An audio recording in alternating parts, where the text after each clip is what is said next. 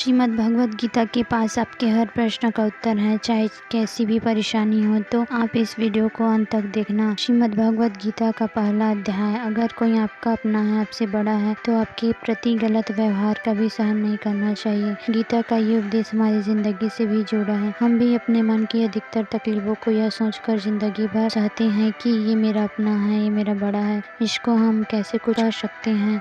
कुछ कह देंगे तो हमारे रिश्ते ही समाप्त हो जाएगा। सोचने की बात यह है कि उस व्यक्ति को हम अपना कैसे मान सकते हैं जो आपकी तकलीफों की वजह हो। अपना तो वो होता है जो हमारी तकलीफों को दूर करें। तो गीता का यह उपदेश है कि किसी को अपना फायदा उठाने मत दो, क्योंकि लोग आप जितना सहेंगे उतना सहने के लिए मजबूर करेगा। गीता का पहला अध्याय अर्जुन विशाल योग और दूसरा अध्याय इसका नाम सांख्य योग है। उसके आरंभ में अर्जुन ने श्री कृष्ण के आगे अपना दुख प्रकट किया है। हे केशव, मैं कौरवों से कैसे युद्ध कर सकता हूँ? ये तो मेरा अपना है। मैं कैसे भीष्म पिता और द्रोणाचार्य से युद्ध करूंगा, क्योंकि ये दोनों मेरे पूजनीय हैं। इन गुरुजनों को मानने से अच्छा है मैं भिक्षा के अन्न को खाकर अपने जीवन का गुजारा करूं। जिन कौरवों से मैं युद्ध करने जा रहा हूँ वो सब धृतराष्ट्र के पुत्र हैं, यानी कि मेरे भाई हैं। इन सबको मानने से अच्छा है मैं सन्यासी बन जाऊं। तो श्री कृष्ण ने अर्जुन से कहा, यहाँ कौन अपना और कौन पराया है? जो अधर्म करता है उसके साथ तो युद्ध कर, तुझे मोक्ष मिलेगा। तू अपने मन के मोह को त्याग दे, वरना सारी जग तेरी निंदा करेगा, तुझे डरपोक कहेगा।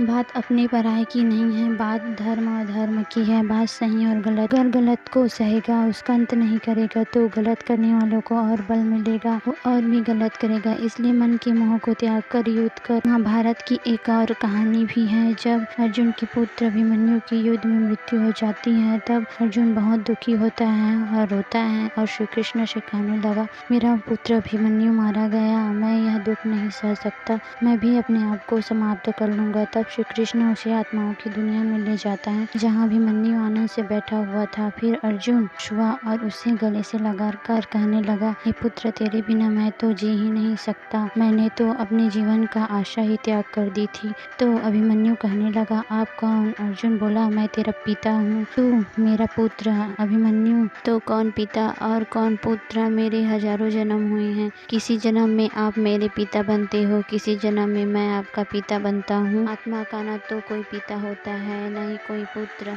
जब अर्जुन ने यह देखा कि मेरा पुत्र मुझे नहीं पहचान रहा है, तो उसका सारा मोह खत्म हो गया।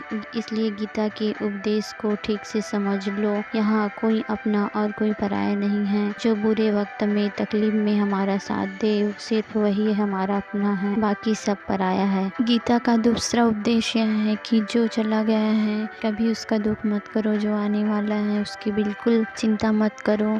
जब महाभारत का युद्ध चल रहा था, तब अर्जुन ने श्री कृष्ण से कहा, अगर यह युद्ध हुआ तो करोड़ों लोग मारे जाएंगे, जो सैनिक और योद्धा मारे जाएंगे उसकी स्त्रियों का क्या होगा, समाज कैसे आगे बढ़ेगा, और भी बहुत सी बातें अर्जुन ने विस्तार से कही है। तब श्री कृष्ण ने अर्जुन से कहा, हे अर्जुन, तू बड़ी बड़ी ज्ञानियों जैसे बातें करता है, वे जो लोग मर चुके हैं या जा चुके हैं या एक दिन जाने वाले हैं, उनकी चिंता नहीं करता है। तेरे हाथ में कुछ नहीं है, तू चाहकर भी रोक नहीं सकता। जीवन और मरण ये तो प्रकृति की नियति है, इसलिए जो ज्ञानी होता है वो किसी के मरने पर रोता नहीं है।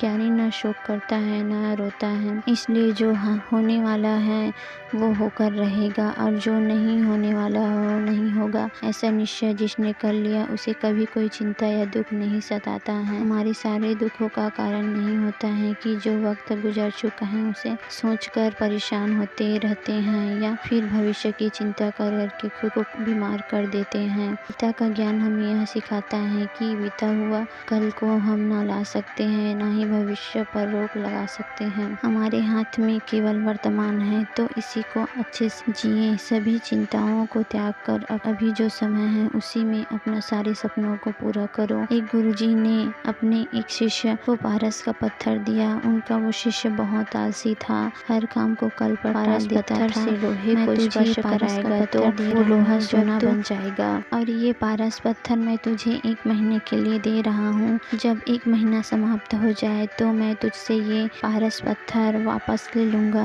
तब तक तू इस पारस पत्थर को अपने पास रख गुरुजी का वो शिष्य बाजार में लोहा खरीदने गया। जब बाजार में लोहा खरीदने गया तो लोहा का रेट बहुत ज़्यादा लगा। उसने सोचा थोड़े दिन रुक के ले लूँगा, जब बाजार में लोहे का रेट कम हो जाएगा। तो ऐसे करते करते पूरा 1 महीना गुजर गया। फिर गुरुजी उस शिष्य के पास आ पहुँचे। तुमने कितना सोना बनाया? तब शिष्य ने कहा, मैंने तो अभी सोना बनाना शुरू ही नहीं किया। तब गुरुजी ने कहा, मुझे मेरा पारस पत्थर वापस चाहिए। शिष्य बोला, नहीं, मुझे थोड़ा वक्त दीजिए, मैं थोड़ा सोना बनाना चाहता हूँ। तब गुरुजी ने बोला, ये पारस पत्थर तुम्हारे पास पूरा 1 महीना पड़ा रहा और तू कुछ नहीं कर पाया। अब समय समाप्त हो चुका है। ये समय ही पारस पत्थर है। हम समय के एक एक पल से अपने जीवन को सोना बना सकते हैं, लेकिन हमें ये लगता है कि हमारे पास बहुत समय बचा है, एक दिन जिंदगी को जी लेंगे। लेकिन ऐसे करते करते समय निकल जाता है, लेकिन वो दिन कभी नहीं आता है। हमेशा चिंता करते रहते हैं, जिंदगी को जीना और खुश रहना भूल जाते हैं। इसलिए गीता का ज्ञान हमें यह सिखाता है कि आज में जीना सीखो। गीता का तीसरा उपदेश हमें यह सिखाता है, मौत से कभी मत डरना। श्री कृष्ण ने गीता में कहा है, जिसका भी जन्म हुआ है वो एक दिन जरूर मर जाएगा, जिसका आरंभ हुआ है उसका भी अंत होगा। हम इसे रोक नहीं सकते। जैसे हम रोज कपड़ा बदलते हैं, वैसे ही हमारी आत्मा नया शरीर धारण करता है। तो सिर्फ इस जीवन का नया आरंभ है, अंत नहीं। आत्मा कभी नहीं मर सकती, कोई उसे मार नहीं सकता, लेकिन मौत का डर मनुष्य को हमेशा लगा रहता है। एक पेड़ में 2 पक्षियों का जोड़ा रहता था। उन दोनों को एक दूसरे से बहुत प्रेम था। उन्होंने साथ जीने मरने की कस्में खाई थी, लेकिन एक दिन शिकारी आया और पेड़ पर बैठी मादा पक्षी को मार दिया। तो अकेला नर पक्षी रोने लगा, तुम्हारे बिना कैसे जी पाऊंगा, तुम्हारी जगह मेरी मृत्यु आ जाता, मेरे जीवन तुमको मिल जाता। वो रो रो कर विलाप करने लगा। उतने में वो शिकारी आया, दूसरा तीर चलाया और उस नर पक्षी को भी मार दिया।